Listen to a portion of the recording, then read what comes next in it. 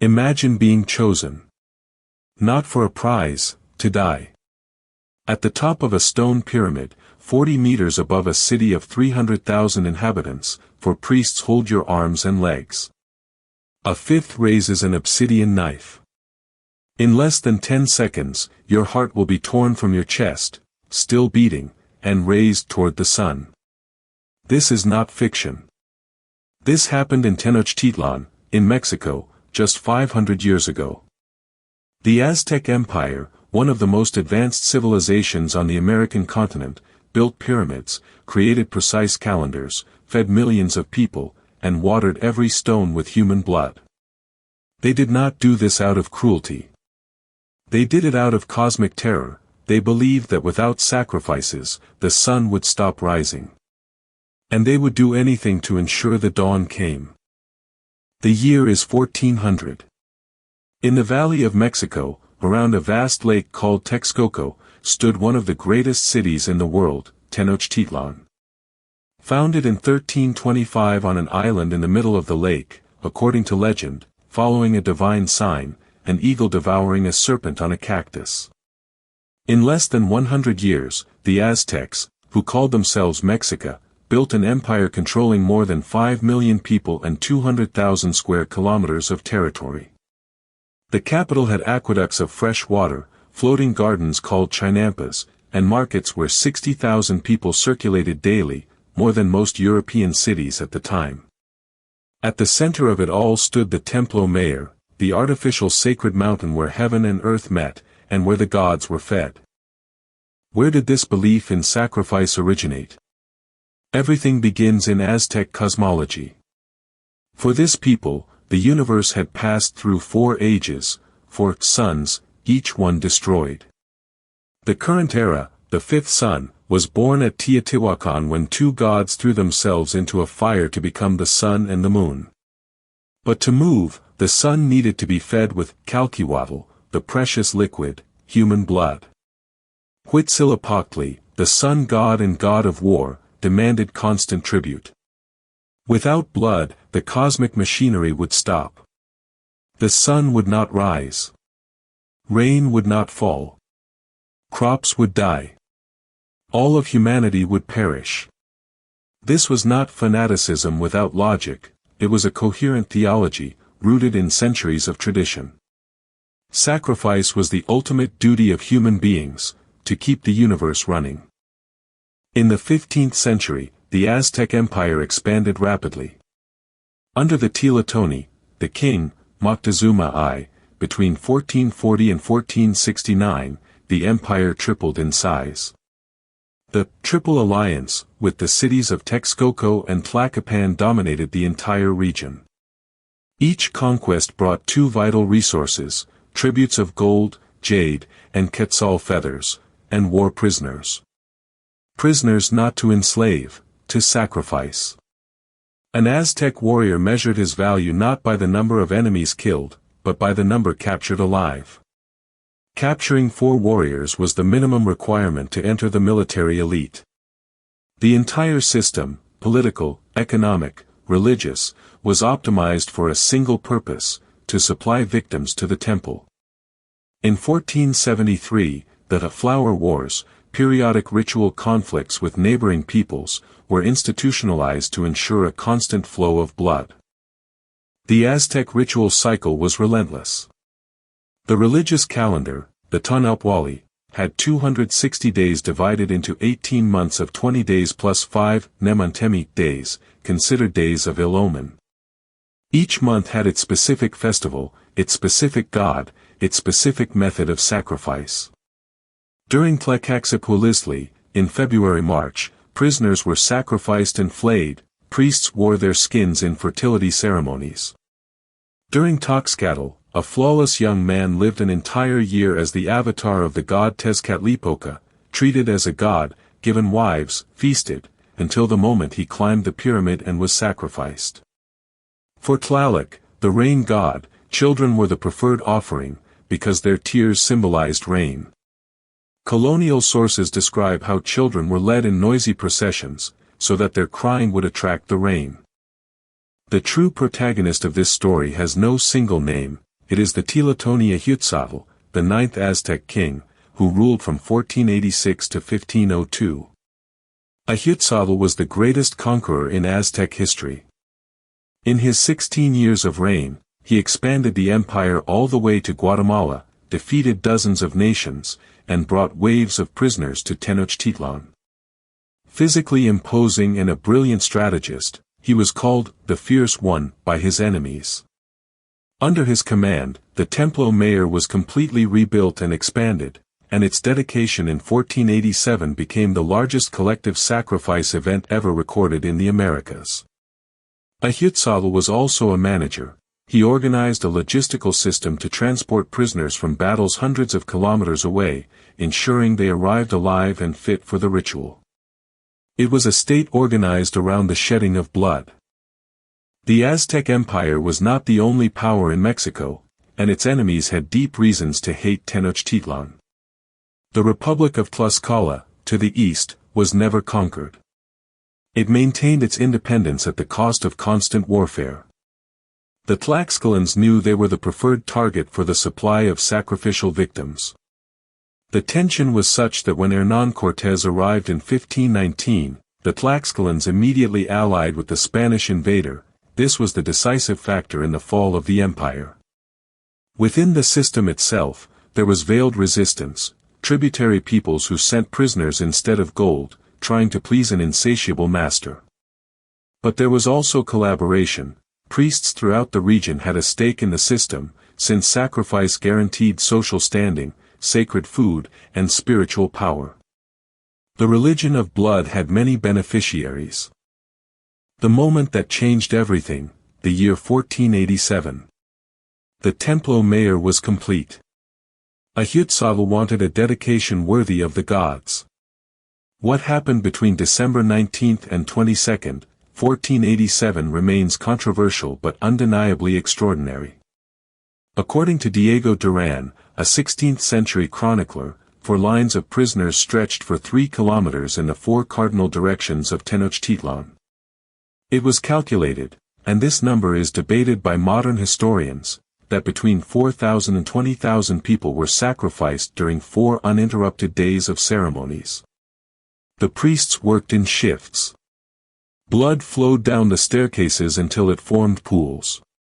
Reports claim that the smell of death reached neighboring cities. Huitzotl and the allied kings of Texcoco and Tlacopan personally participated in the sacrifices. An unprecedented display of power. He who controls death, controls life.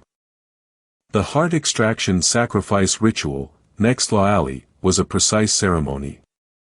The victim was prepared days in advance, ritual baths, body paint, fasting. Treated as a messenger of the gods, sometimes as the god himself in human form. At the final moment, they climbed the 114 steps of the Templo Mayor fully conscious. At the top, 4 priests immobilized them on a convex stone called the techcatl, which arched the chest. The high priest used a tecpatl, a flint or obsidian knife, to open the chest in a single precise blow. The hand plunged into the chest cavity and extracted the still-beating heart, an act requiring considerable training and strength.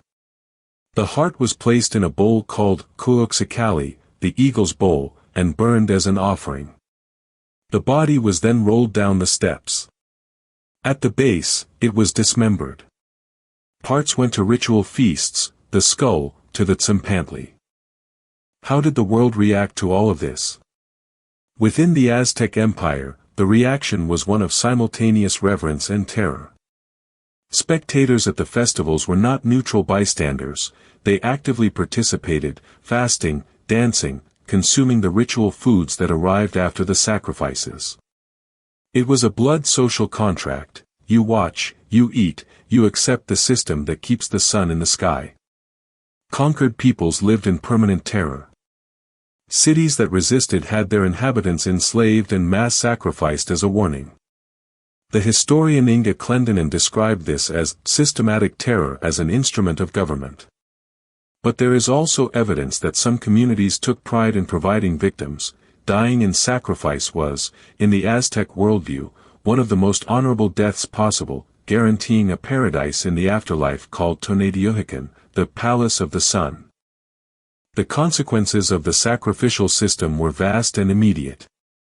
Demographically, modern estimates suggest between 20,000 and 250,000 sacrifices per year at the empire's peak, a number still subject to intense academic debate. Historian Woodrow Bora estimated 20,000, other researchers reach 250,000. What is uncontested, that tzompantlis, skull racks, were immense. Excavations in 2017 to 2019 in the center of Mexico City revealed the base of one tzompantli with 676 skulls embedded in it, plus another 119 isolated, just one structure, in a city of dozens. The system created a complete economy. Elite warriors gained status, priests gained power, the state gained legitimacy. Violence was not an aberration, it was the backbone of the political-religious system that kept one of the largest empires in the Americas functioning. Who were the victims? The majority were adult men captured in battle. But not exclusively. Colonial sources describe children under 10 years old sacrificed to Tlaloc during droughts, especially those who had 2 whorls in their hair, considered a sign of divine favor. Women were sacrificed during Ocpanitli, the fertility festival in September, in honor of the goddess Tosi. Slaves purchased at specific markets completed the supply. And there were the Exipla, people chosen to live months or even a full year as the avatar of a god, receiving worship and luxury, knowing their death was scheduled. The survivors were those who wrote history, warriors who returned from the flower wars, priests who maintained the rituals, and especially the allies who collaborated with the Spanish and watched their civilization be replaced by another equally ruthlessly efficient in its own destruction. When the Spanish arrived in 1519, there was a historical trial, but not a legal one. Hernán Cortés, with just 600 soldiers and tens of thousands of resentful indigenous allies, besieged Tenochtitlan in 1521. After 80 days of siege, on August 13, 1521, the city fell. The last Tlatoani, Cuauhtémoc, was captured trying to escape by canoe. Cortés had him tortured to reveal hidden treasures. Cuauhtémoc resisted in silence. In 1525, he was executed. The conquest was the judgment the sacrificial system received. 20 years after Cortés's arrival, the official religion was Catholicism. The Templo Mayor had been demolished to build the Metropolitan Cathedral of Mexico City, and sacrifice rituals were declared capital crimes by the Inquisition. A system that lasted centuries was destroyed in decades, replaced by another that also burned people, called the Inquisition. How did the world come to know about this? Through deeply contradictory sources.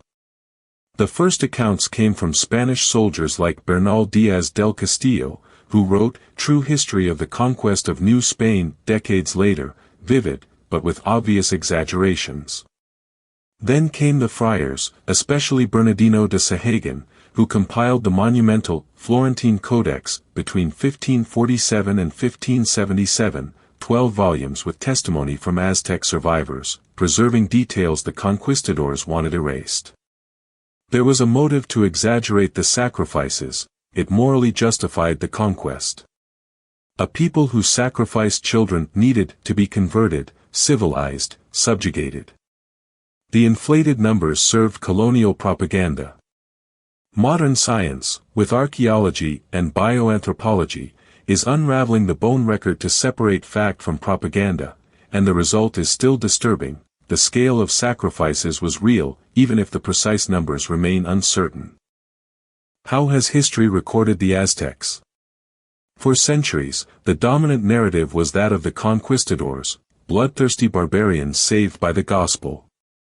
The Mexicans themselves, in the 19th century, building their independent national identity, had to grapple with this past. The paradox, the eagle devouring the serpent, an Aztec symbol, is on the Mexican flag.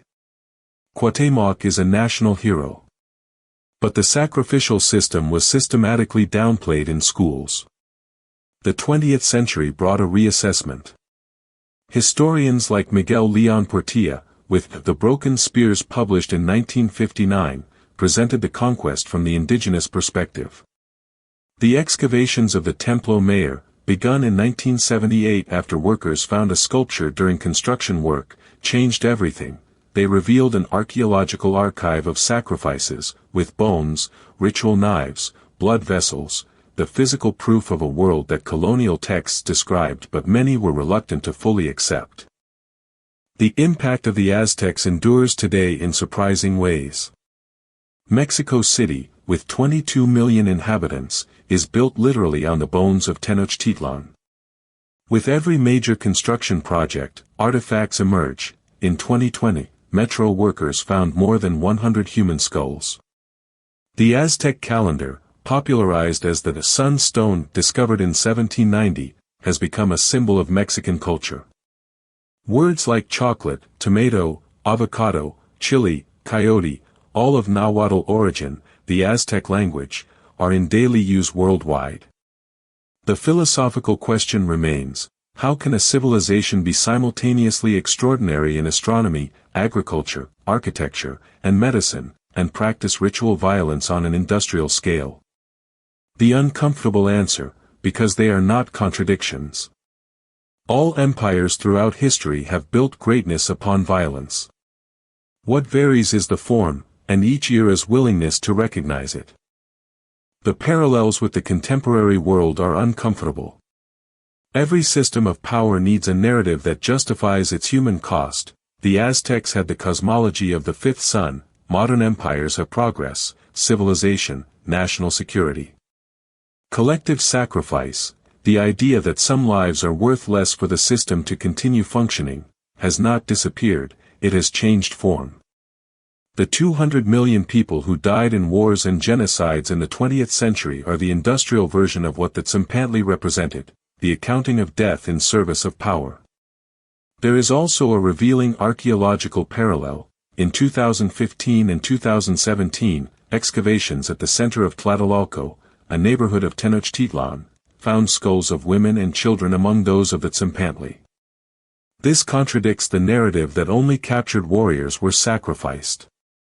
Historical reality is always more complex, and more disturbing, than any simple narrative comfortably allows us to accept. The legacy of the Aztecs is an uncomfortable mirror. They remind us that civilization and barbarism are not opposites, they are constant companions. That belief systems can motivate human beings to do things that, seen from the outside, seem unimaginable. And that each era, in judging those that came before, risks failing to see the blood shed in its own name. Tenochtitlan fell in 1521. The Templo Mayor was demolished. But the skulls continue to emerge from the soil of Mexico City, reminding us that the past never truly disappears, it only hides. The story of a people who believed they were sustaining the universe with their own blood is, at the same time, the most distant and the most familiar story that exists to us. If you enjoyed this video, like it and subscribe to the channel so you don't miss the next stories. Every week, a new chapter from the most intense moments in human history.